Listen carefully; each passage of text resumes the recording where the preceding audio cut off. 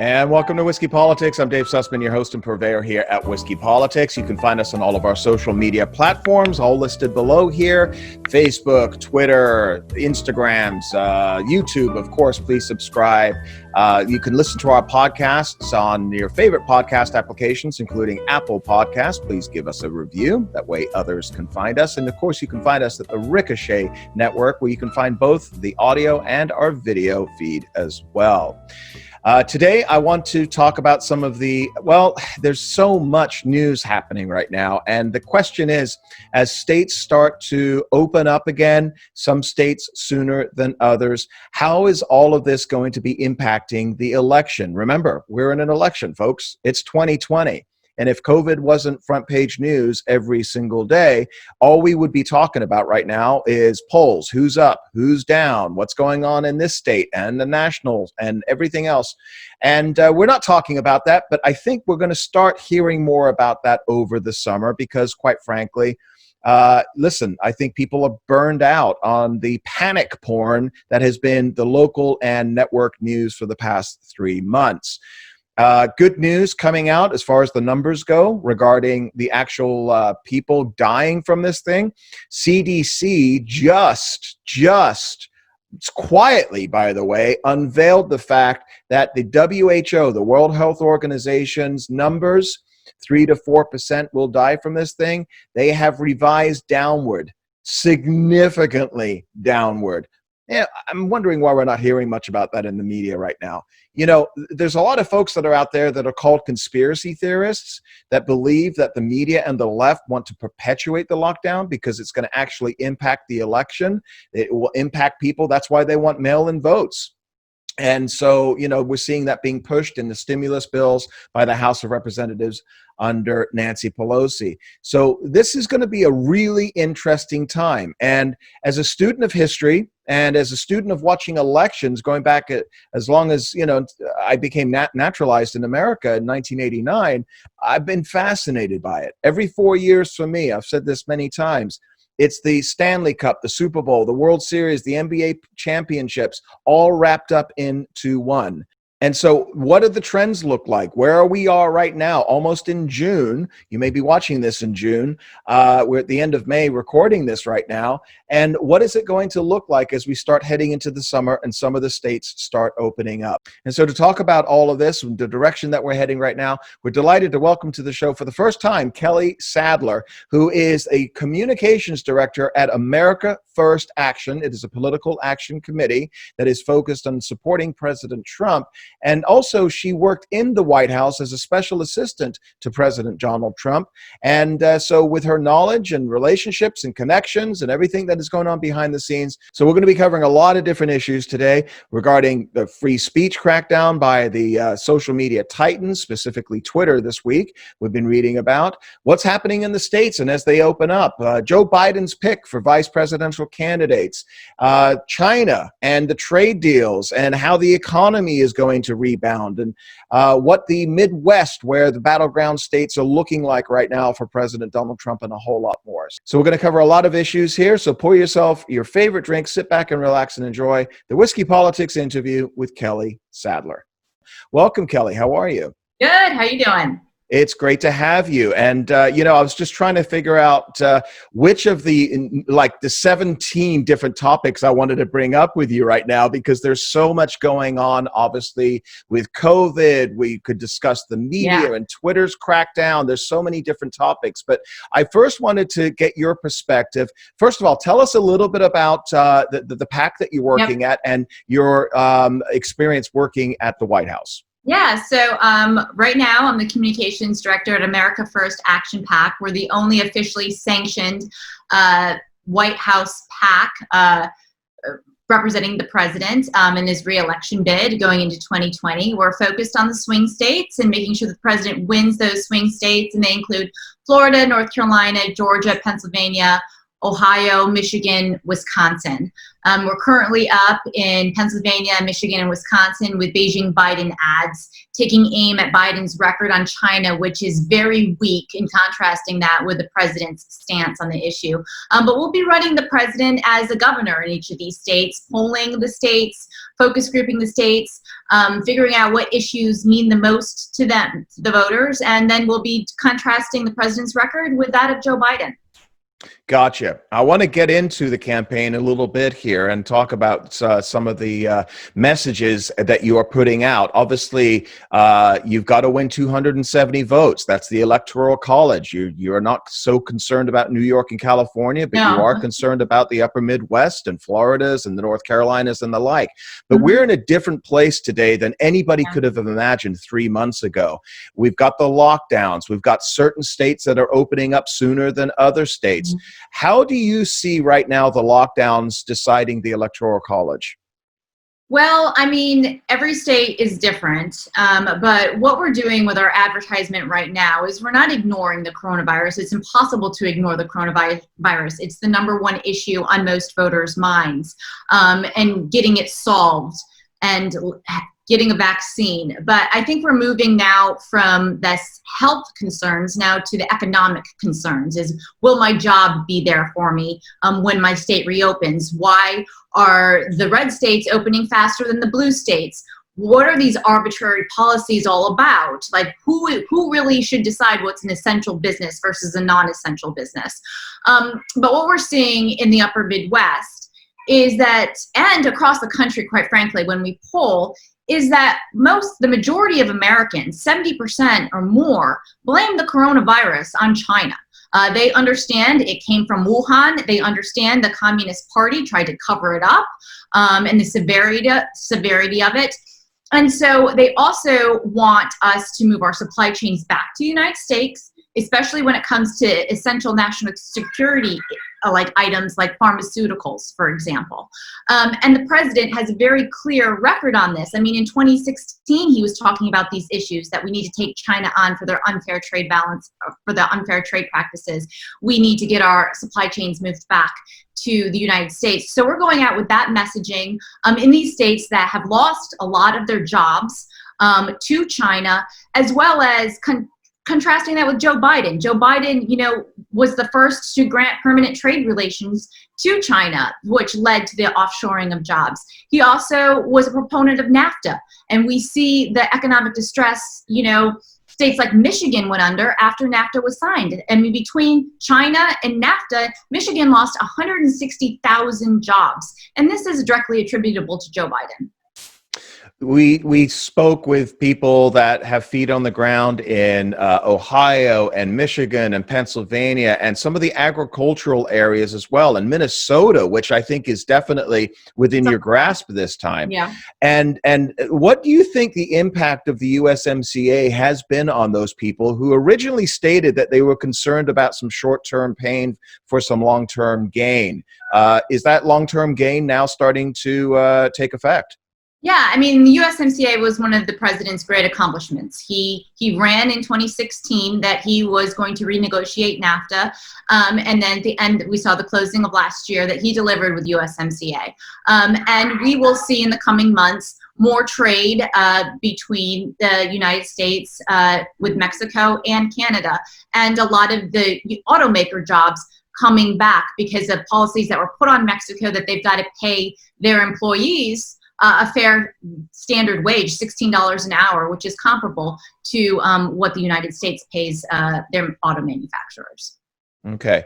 And so when we take a look at what is happening with China right now, some folks are suggesting that we're in a second Cold War.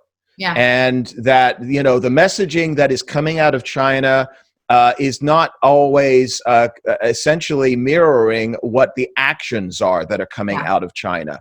What needs to be done right now regarding China, secondary to the idea that the virus came out of Wuhan and China could have suppressed it? But let's talk about trade for a minute here, because more and more people are deeply concerned about the economy, whether we're in recession or depression, whether we're going to be in V-shape or U-shape recovery. A lot of people are concerned about this. So what is the idea right now that's happening at the White House regarding how to proceed forward with China regarding trade? Well, I mean, we don't have any insight to what the White House is thinking other than, what its senior advisors. You had Larry Kudlow yesterday come out and say that the president is not pleased with China.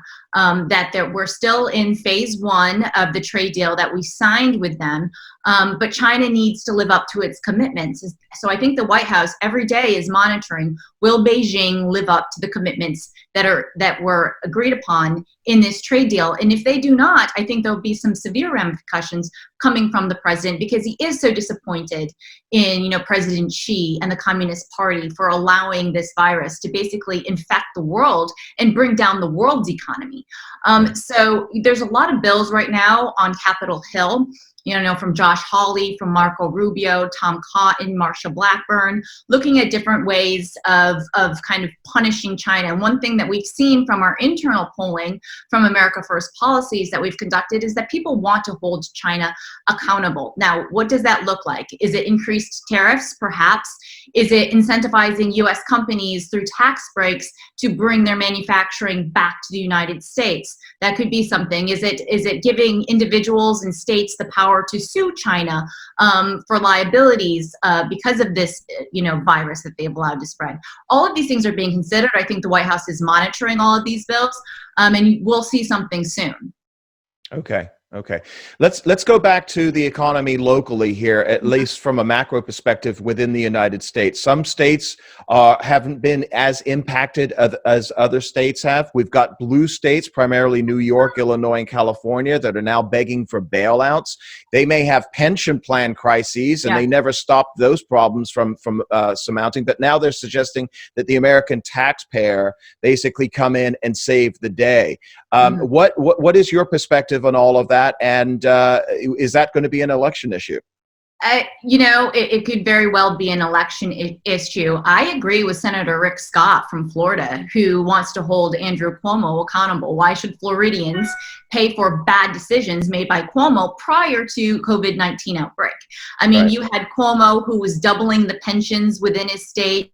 The Medicare spending was out of control. And this was all prior to the massive outbreak in New York. Whereas you had responsible, budgets that were being put in place by Governor DeSantis. And so why should Florida bail out New York? Or why should the rest of the country bail out Illinois or California for making these bad budgetary decisions? I think there will be another round of stimulus, but there needs to be strings attached to this stimulus, and the stimulus should be evaluated on how the states are going to pay this back to the federal government, as well as, just addressing the COVID-19 concerns, not trying to bail them out from bad financial decisions that they made prior to the outbreak. But if we take a look at the bill that just came out of the House, it's not going to pass the Senate. But Nancy Pelosi, basically, we had Tim Phillips on last week from Americans for Prosperity, and we went through this. This was a gimme grab bag for the leftist union lobbyists and the progressives out there. There was nothing there pertaining to actually COVID-19. So how does that next stimulus round happen when people are so diametrically opposed right now up on the Hill? Well, I think that Mitch McConnell right now is working out his own version of the bill, which would include liability protection for businesses. Because one of the things that we need to reopen America fully is we need businesses not to worry about if someone gets the virus, can they be sued? And that is a number one concern with small business owners as well as large business owners. So I think that as a clean bill could pass. You're right about Nancy Pelosi's $3 trillion dream list. She did this also when they went to do the PPP Act. Yeah. She tried to put in things like, mail-in voting, just basically trying to reshape the American structure in terms of stuff that would never pass in any singular bill. It was a Democratic dream list. But I think a narrow bill focused on liability protections is probably the best and easiest thing to move forward in terms of another round of stimulus. I think there's a lot of Republicans who are saying just pump the brakes for a second. Let's see what worked and what didn't work after our last round of stimulus, and then address those concerns as we see what worked and what didn't work. So in another life, it was simultaneous to this life, being, doing interviews like this, I work with small businesses. I'm a financial advisor, and I do a lot of workouts. And one of the biggest problems that I'm seeing right now is that while the stock market is coming back, it's over 25 today, that ebbs and flows, but that represents the 30 biggest Dow stock companies. But it is small business that represents, 99% of the employees in this country, 97% specifically, 67% of the employer in this country are small business owner. And a lot of those companies did not get the PPP, the Payment Protection Program, through. And those that did, many of them got very small numbers. And the numbers had to be applied to hiring back the employees that were working with them before this. In some states, like Arizona, and California, where they're getting $600 or $800 a week with unemployment, they said, I'm making more sitting on my couch playing video games than I would coming back to the retail. We're talking the service sector. How do we correct that and get people back to the idea of actually working for a living? Good question. First, we got to if we do pass another round of stimulus, this needs to be corrected in the bill. This is one of the things that did not work. People should not be getting paid more to stay at home than they were being paid when they were going to work. This is just this was something that Senator Scott pointed out. Tim Scott from South Carolina was just like he red flagged this when the bill was passing, and we have seen the effects of this. Yeah. The other thing that I don't know when the first round of stimulus was passed that they banked on or really incorporated was the staggered restart of all of these states. States like Illinois, states like New York, states like Michigan and California, who are basically Virginia. I'm in Virginia. We're still locked down. Yeah. Small businesses are not meant to open. It can't be reopened. And there was an 8-week period of basically we'll cover you for 8 weeks. Well, this has gone on for a lot longer than 8 weeks, and you can't rehire these employees if your business can't reopen within 8 weeks, right? So I think that Congress also needs to kind of address that and recalibrate the Paycheck Protection Program so that more small businesses are willing to take these loans, given the staggered restart across America. Yeah, listen, I couldn't imagine having the weight on my shoulders that Mnuchin and Kudlow have right now, because, you can't really do a one-size-fits-all Band-Aid situation, and I get that. But something needs to be taken a look at here, because it is consumerism. It's the consumer economy that's going to get America back out again. And if you can't go into your retail shops and buy clothes or get a haircut, for crying out loud, it's really going to slow things down. But let me ask you another question, the last question about this particular issue, and that is this. We're seeing some governors, for example, you got Cuomo in New York, you've got Gavin Newsom in California, and very famously right now, you've got Michigan governors Gretchen Whitmer, who is actually in talks right now, apparently, to be Joe Biden's VP pick. She has seemingly wanting to crack down on free markets and freedom in such a way where, I got to be honest with you, I'm taking a look at the state of Michigan, which barely went for Trump last time. Is that a decision maker for election 2020, the way that Whitmer has responded to this with her basically a cudgel, a big hammer on people living there? Well, the power of the government is only derived by the consent of the governed. And I think people like Gretchen Whitmer, Andrew Cuomo, Gavin Newsom, they consider themselves rulers, but they're really servants of the people who brought them into power and who elected them. And so I think there might be some consequences for their action that we see in the fall. We'll just have to wait and see. But we're seeing a lot of civil unrest in this country, because who is to decide what is essential, what is not essential? Every job in America is essential. You gotta feed your children. You've got to pay your mortgage. You need these things to live, and we can't let, the cure be worse than the disease. Yeah, absolutely. And I got the producer of Whiskey Politics, Melissa Praemonitus. She's based in Michigan. She has a vacation home in the Upper Peninsula, which, she lives down in Southern Michigan. She couldn't even go from back and forth between her own homes. And then you got Gretchen Whitmer, her husband, demanding, the dock keepers take their boat out because she wants to go boating, but yet the rest of the state can't go boating. You had, Governor Northam, my governor, over the weekend without a face mask, taking selfies, at the Virginia shore, and then today say everyone needs to wear a mask. I'm now making it mandatory. It's this inconsistencies, like, rules for, like, they exempt themselves from all these rules, these Not for me, rules but for thee. Yes, Yeah, exactly. and I'll add another one to that. Gavin Newsom has been reportedly flying back and forth to small towns in Montana that are not requiring face masks, and he's walking up and down the street and going shopping at open stores. He can't do that in Sacramento under his own rules.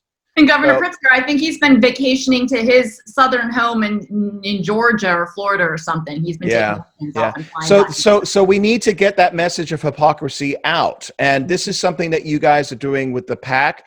President Trump is talking about this as well, but he seems to be fighting something which, just when you think the last gasp of the media, you think that they'd wake up and realize their mistakes of the past 4 years and how they're acting so biased.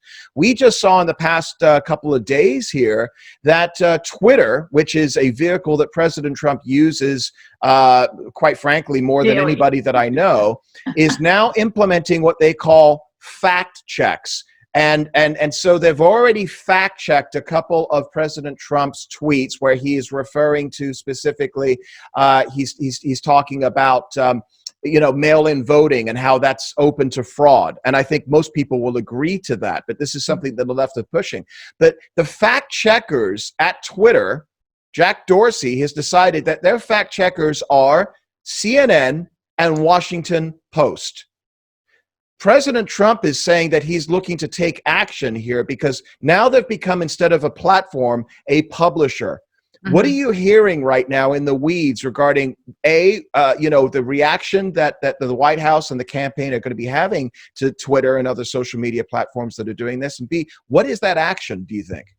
Well, the campaign already took down all of their advertisements from Twitter just based on this. And this was an action that they previously decided upon. Social media conservatives have long felt like their voices have been suppressed and not represented, whether it's through shadow banning or ads not being able to be run. I think Marsha Blackburn had an abortion ad when she was running for state senator that they took down because they found it offensive because she referred to the abortions and baby parts. This has been a long, ongoing grievance from conservatives. And remember, last year, the White House had a social media summit where this was discussed. There's also some bills, I think Ted Cruz has some bills in the Senate that would look at, the practices of these mega, social media. They're basically monopolies.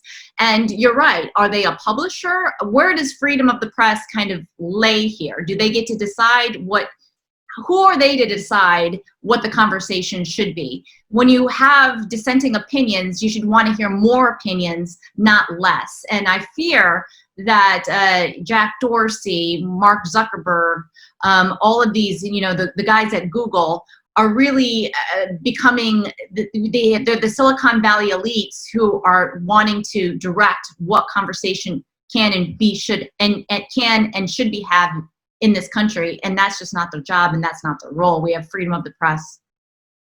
And I would add to that and suggest that we're looking at a situation here where the actual arbiters of what should be and shouldn't be fact-checked are biased themselves. Yes.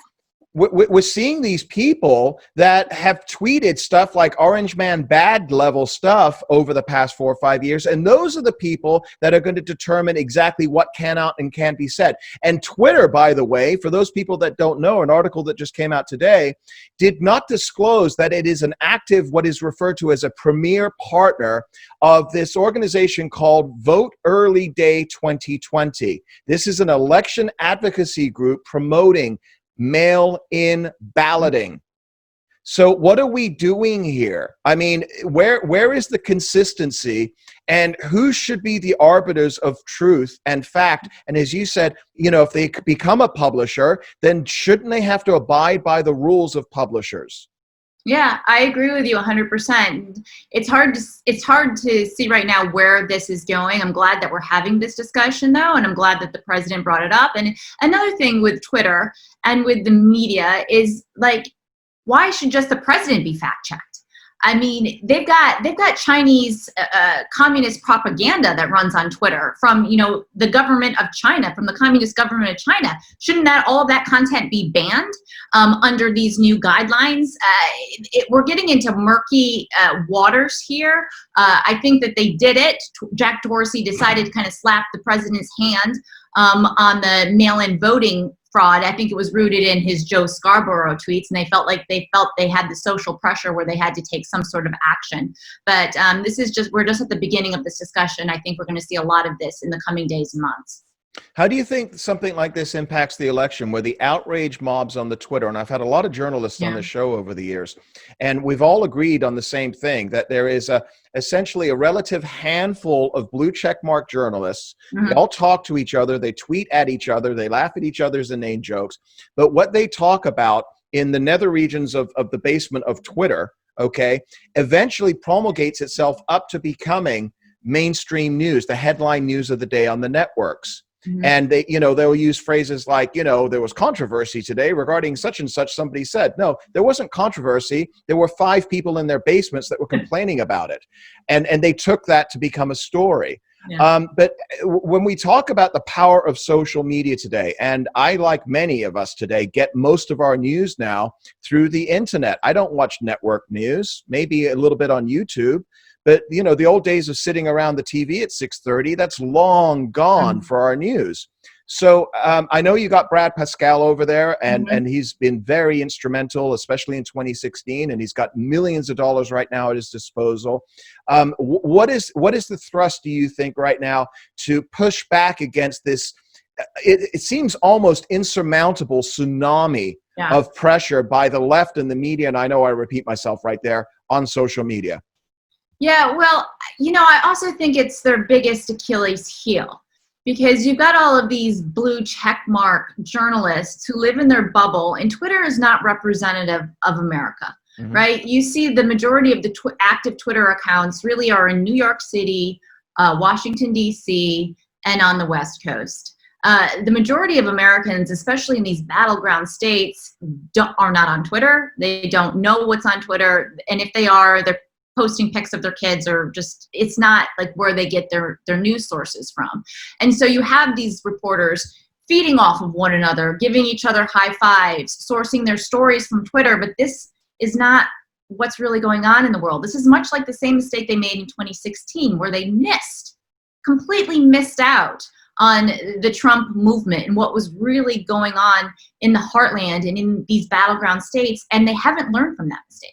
They keep doing it. So in one sense, it's almost good for us. Keep them in their bubble. Keep them they don't know what they're talking about. We've got the real pulse on what's going on in America through the polling that we're doing, through the outreach that we're doing, through the boots on the ground that we have in these states, and just let the blue check marks be blue check marks and make fools of themselves again come November. Kelly, you were in journalism. In fact, you graduated from one of the finest journalism institutions in the country, Northwestern's Medill School of Journalism. Great school. My son was at Cronkite down in Arizona. And you also actually worked with, and from my understanding from your bio here, different newspapers. You were at Bloomberg and the Washington Times. Talk to me about what you see right now in the state of journalism.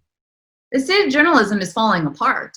I mean, when I was working for Bloomberg several years ago, I knew that the majority in the newsroom had a leftward bias, but we never talked about politics. There was this, we need to report fairly and objectively and put our own, opinions aside. What you're seeing today is that they're almost applauding one another for putting out their opinions, for abandoning all journalistic principles. Who can be the toughest on Trump today? Who can slam on, the Trump campaign today? What snarky comment can we come out with today? And Twitter has exposed them for what they are. I mean, if you read some of these tweets, you know exactly what perspective these reporters are coming from. And they're unabashed when they're in their bias. And I think that real America has seen that, and Trump and the Trump administration has really exposed them for what they are, is those left-wing hacks. I would agree with that, but then again, I am coming from a perspective where I've always been dubious of journalism and try not to take one person's word for it. But Yeah. then I take a look back at the last couple of months, and I see so many intelligent, educated, decent people that are scared to death. They will not leave their homes. And they've bought in, hook, line, and sinker to every word that's coming out of the mouths of the media, Fauci and the rest. And I mean, there was an article that just came out today that suggested that Dr. Fauci is now saying that, maybe there is not going to be a second wave. Right. Well, we've been hearing nothing about more that you can't get together. You can't see your friends. You can't go out in groups. You can't do this because the second wave is coming. The second wave is coming. And so, everything that they talked about, face masks. No, we don't need face. Okay. Well, now we do need face masks. But, I don't wear a face mask, but I do it to make other people feel comfortable. There's no consistency. Yet at the same time, Kelly, people, intelligent people, friends of ours, family members of ours that are sitting down, they're educated people in their homes, and they're basically being swayed by whatever the news story of the day is. So that's concerning to me. And I still think that the media has tremendous power to sway opinion still. Oh, it absolutely does. And that's one of my greatest frustrations as a communications director dealing with the press on a daily basis, is how do you get your message? How do you get your message out there? And it's become increasingly difficult just because of their bias, and they have a narrative in their head before they even interview you. They know what direction the story is going to go in, and there's nothing you can change that will change their minds of the media, the narrative that they're going to print. Just yesterday, for example, there was a story at front page of the Washington Post, which says that Trump might have problem in Florida among the seniors. Well, I dissected that article, and given the quotes and given the polls that were cited in that article, I could have written a completely different article that was favorable to the president. But they had a preconceived narrative, and they were going to, get that narrative through no matter what. And this does represent, frustrations of ours. And that's why digital platforms such as Facebook, such as Twitter, is very important in YouTube to get our message out there. And that's the reason why I know Brad is taking this, the threat of censorship on these platforms very seriously, because this is one of the ways the president was successful in 2016, was going over the top of traditional journalists and speaking directly to the people on platforms like Twitter. Well, you brought up polls, and I want to go into that for a little bit with you here, because I think, the media live and die by the polls because, quite frankly, it's a storyline for them. And I just don't think that the national polls matter all that much. No, but there is a poll that has been fairly consistent over the past few years. And I talked with Kellyanne Conway about this last year at CPAC. And I'll ask you the same question. Suburban women's vote are down for Trump. The support for him is down. The messaging that we're hearing in the media, for whatever that's worth, is that they find him too abrasive, that they find him rude and confrontational, and they don't like that in a president. Talk to us a little bit about the suburban women's vote and something. Obviously it's on the radar. It's a very important demographic for you. Yeah, it's an important demographic for us. And what we find doing these focus groups, and we did several at the end of last year, so it was pre-COVID. But what we find is that women in general will say all the same things you just said. He's too abrasive. He's too much of a bully. We don't like what he tweets. But then when you get into the policies, they actually like the policies that he's enacted. Pro-life women love everything that he's been doing to push the pro-life agenda forward.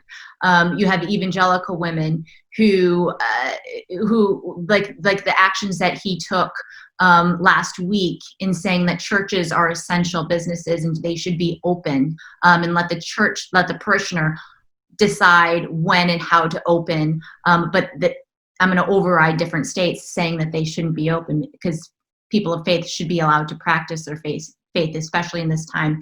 When you look at the Supreme Court justices, Justice Gorsuch and Justice Kavanaugh, they love how conservative those justices are, that they were on the president's list when he was campaigning, that he stood up. There was a lot of, at the beginning, a lot of apprehension around the president. What kind of president was he going to be? Is he even a Republican? Is he going to follow through on all of these campaign promises?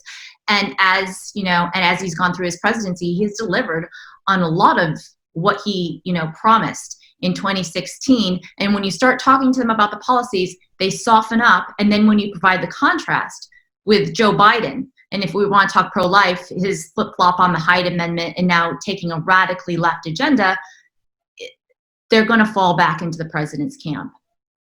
I agree with you on the policies. And just as a mea culpa on my side, during the 2016 election, I wrote a lot of articles. Out of the 17 candidates, I didn't think Trump was going to get it, but I voted for him because he wasn't her, and I kind of crossed my fingers because he was saying, as a free market conservative that I am, I wanted those things, and he has implemented. And up until COVID, we saw the results of that implementation, and I assume that's what they're going to be running on, saying, "Hey, look, I proved it once. Let me have the reins again, because if we go in the other direction, it's just going to be another 8 years of Obama economy trying to grow out of a recession." I get that. But I think there's, and let me ask you from this perspective, because you've been in the White House, okay? Is there anybody, maybe outside of his daughter, I don't know, Ivanka, is there anybody there that suggests to the president, look, you've got your base. You're not going to lose your base. You don't have to keep throwing red meat to the base. You need to go after these people that are a little bit uncomfortable with the languaging or the bullying or whatever it may be. Is that anything that ever comes up in the White House with President Trump? Yeah. It does. Yeah. Why'd you tweet that? Like, where'd this tweet come from? Listen, President Donald J. Trump is Donald J. Trump. You're not going to change the man. He is who he is. And so you gotta just accept that and then look at his record and what he's done. And really that is how we approach this. And when, before COVID happened, he has a tremendous record with African Americans. And this is outside of his base, but, criminal justice reform was passed for the first time under President Trump.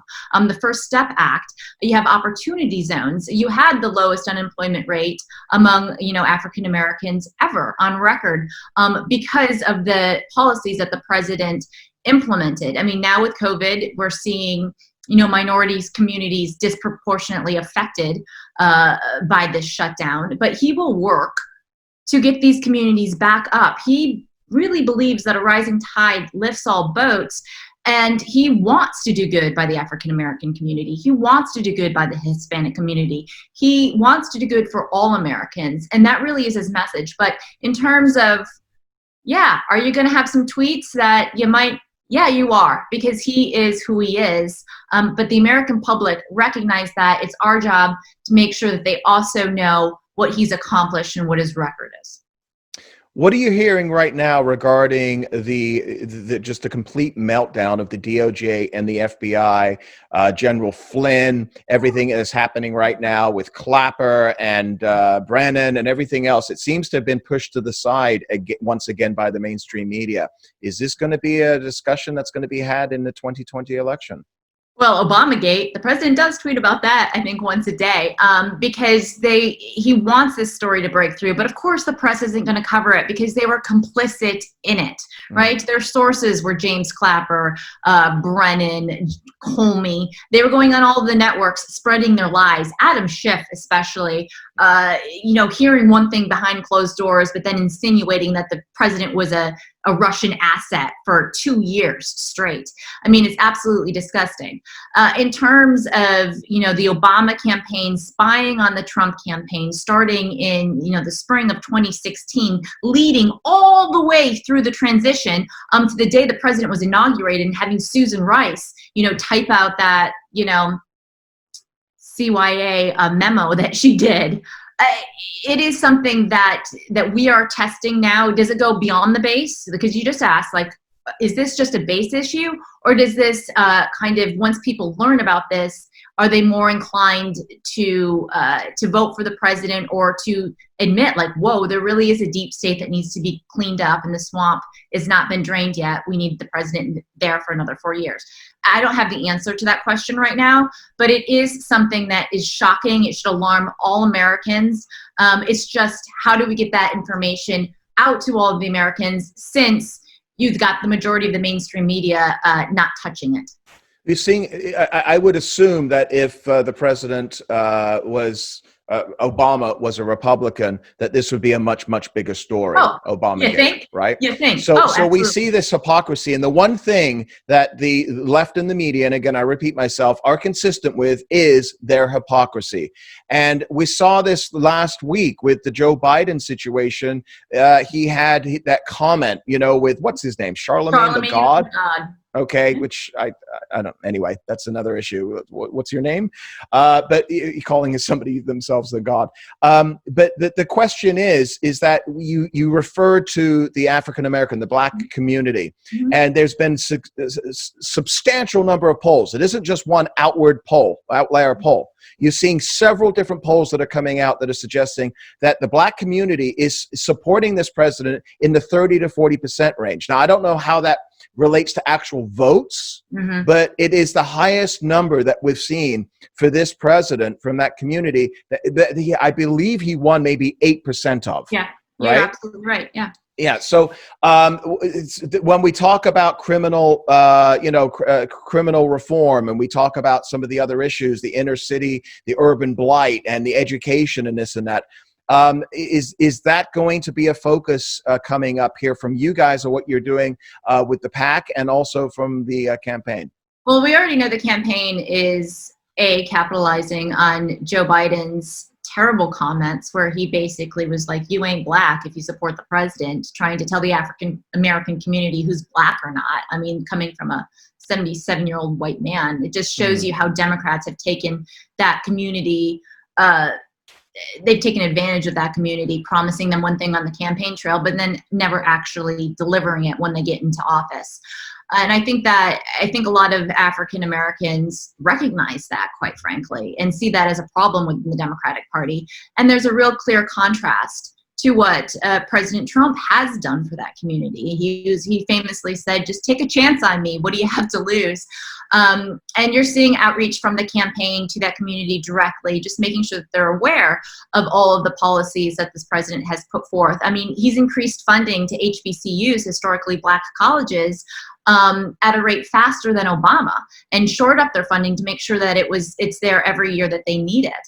So there's a great list of accomplishments. Katrina Pearson is heading up that at the campaign. In terms of what we're doing at the PAC, we're focused, as I said, on primarily 6 to 8 battleground states, and we'll see where we think the swing voter or the winnable vote is in each one of those states. So we might be tailoring some of our messaging in Georgia, in the Atlanta region to the African American community. We could also be doing that in Michigan, within Detroit. But we'll see where we think we can win the vote and what issues really impact and resonate with this community. But of course, we are looking at that, and we know that the campaign has got that covered. It's interesting you mentioned Michigan and Georgia, and I'd like to get your opinion, because it's all opinion right now. We talked about Gretchen Whitmer. Stacey Abrams, his name, apparently she's floating it out there. She's the... You mean the governor of Georgia? Yeah, the governor of Georgia, the former state representative of Georgia that didn't do anything. I don't know why she's a thing. But apparently, it's identity politics. I had a senior advisor to Joe Biden. His name is Mo Vela on the show a few weeks ago. It got a little contentious because I said, why is Joe Biden essentially just saying that it's all about identity politics for his VP pick? We're also seeing some other folks, Kamala Harris and maybe Klobuchar. I don't know. What do you see right now? What are you hearing on the ground? Is there any indication as far as who he might be picking at this stage? Well, all I know is what's available in publicly disclosed reports, and we know that Gretchen Whitmer is. She admitted to it on an interview. Yeah. Let's just pause for a second. It's really strange how we have all of these women openly like contending for the VP slot. Typically, everyone's kind of hush hush, mum mum, like I'm being vetted. They're out like, oh yes, I'm being vetted, and I want to. And they're campaigning to be VP. Stacey Abrams is out there every day making her case as to why she should be VP. I've never seen anything quite like it. But just the names that you mentioned are ones that are on our radar, and they're on our radar because they said that they're currently being vetted. But identity politics is this weird thing with the Democrats. It's what the Democrats are all about. Why does it need to be a woman? I don't know. Shouldn't it just be the best person for the job who can deliver the states that Joe Biden needs and kind of supplement him in areas where he's weak? I mean, that's usually typically how a VP candidate is chosen, but don't they understand that they're going against the very rules that they have been promoting for 50 years, that inherently saying that I am going to choose a woman, preferably an African-American or a colored woman, is inherently sexist and racist? They don't get that, though. No, because identity politics is what they're all about. It's the game that they've played for so long, and they don't know any different. But the hypocrisy and the arbitrary rules that they make for themselves. I mean, I don't want to bring up Tara Reid, but I'm going to bring up Tara Reid, where you have just the hypocrisy from the Democrats, from believe all women to, now we need some due process. This is just kind of the way that they view life, and it should be the best person for the job gets the job, but they like to kind of divide America up. Yeah, yeah. Kelly, I really greatly appreciate you taking so much time with me today. Talk to me a little bit about, as you guys are now obviously taking a look, we're going into the summer now. A lot of people are now starting to come out of their cave and peek around to see if it's okay to go out. What are you looking at for the summer heading into the fall for the election? Well, I mean, we're monitoring the reopening of the economy, keeping track of what states are where. We'd really like to get back out on the road and doing some campaign style events. Of course, that will be dependent on which states are open and kind of start relaxing their rules in terms of congregating. We want to do it in a safe manner. We're also planning for the RNC convention in August. Hopefully it will be in North Carolina. I know that's a debate the RNC is now having with the state's governor in terms of can we have it, what can we do, but we really would like, Trump said he will only do it in North Carolina if he can have 100% capacity? Did he say that? I missed that one. So that's part of the argument, and a lot of people that raised some eyebrows on the right as well. Yeah, well, I mean, we need to start getting back together, having some campaign style events, but of course doing it in a safe and proper manner. We're looking forward to Joe Biden coming out of his basement and doing a little bit more interviews and getting back on the campaign trail so we can expose him for the weak candidate that he actually is. And then come November, we're really thinking that this is going to be an election that's based on the economy and reinvigorating the economy, as well as, your positions on China. And if it comes down to those two issues, we feel very confident in President Trump's reelection. Okay. Well, listen, this is unprecedented. I mean, I watch elections every 2 years, really. I'm a student of politics and been very involved in it. I think this year, there's the old saying that just is redundant every 4 years. This is the most important election of our lifetimes. Based upon what we've seen the past 4 years coming from the left with impeachment and trying to take down the president and free speech and the socialism that is being pushed by this left now, I really truly believe it is. But we're now living in uncertain times with this, obviously the virus. And so this is really fascinating. As a student of politics, I mean, there's going to be so many great books written about all of this, and you're right in the middle of it. So tell everybody where they could find you and more about America First Action and the PAC, please. Yeah, you can follow me at Twitter. I'm at Kelly Riddell. You can go to our website. Our website is www.a1apac.org. And you can also go to BeijingBiden.com to download Biden's record with China. BeijingBiden.com. That's right. All right. Well, we'll have all of those links here for our viewers as well. And greatly appreciate you taking the time. Kelly Sadler, Communications Director at America First Action, and again, former Special Assistant to President Donald Trump. So everybody check out her Twitter feed as well. And we'll have to have you back on down the road closer towards the election here, get some updates. Thank you so much, Kelly. Greatly appreciate it. And folks, let us know what you think as well. Listen, as we're heading into this quadrennial election, every presidential election, as long as I remember becoming naturalized in 1989 as an American citizen, I'm fascinated by. I've often said it's the Super Bowl for me. It's the World Series for me. It's the NBA championship and the Stanley Cup championship, all wrapped up into one. Because you talk about pivoting as far as the direction of a country goes. The person, the man or woman who is in the White House will determine the direction of this country, not just for the next 4 or 8 years, but for generations. Let's take a look at the judges alone that President Trump has implemented, reducing regulations, and obviously the economy that was just all thrusters before COVID. Was a result of many of the policies that were implemented by this president. If we switch and go back to the other team at this stage and implement the increases in regulations, the higher taxes, the shutdowns of free speech that we're seeing coming from some of the tech titans right now, you know what? We're looking at a much different country. So as I was just saying with Kelly, I hate to say this because, we hear people like Sean Hannity bloviate about this, every 4 years, as long as I've heard him.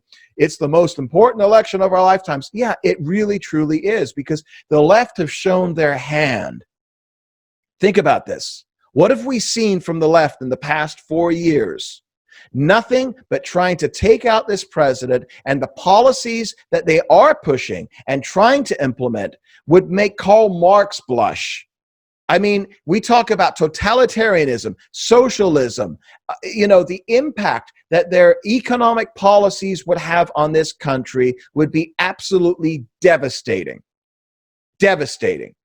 And that is what their goal is. So, yeah, this is going to be a really hard-fought battle over the summer heading into the fall. And as we start coming out of our cave and looking around and seeing what's going on now in the world, and is this business open? Oh, that business is closed. How is that all going to impact us?